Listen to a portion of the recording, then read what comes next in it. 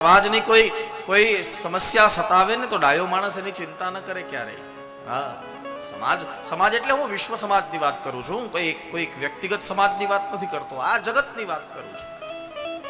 સમાજની કોઈ મુશ્કેલી આવે ને, જો આપણે પરમાત્માને એક જ પ્રાર્થના કરવાની કે આ જગતમાં 3 પ્રકારના લોકો જીવે છે. કયા કેવા? પત્તા, પેડ અને પર્વત.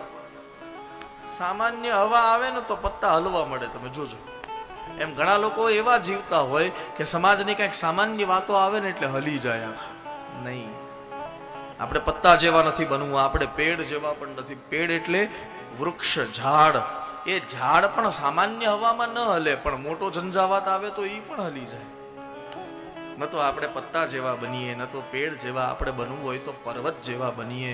ઝંઝાવાતો ભલે ને આવે, પર્વત ઊભો હતો, ઊભો છે અને ઊભો રહેશે. સમાજની કોઈ મુશ્કેલી સતાવે તો બહુ ડાયા માણસ, કારણ કે ભગવાન કૃષ્ણ બધાએ જ ભોગવ્યું છે.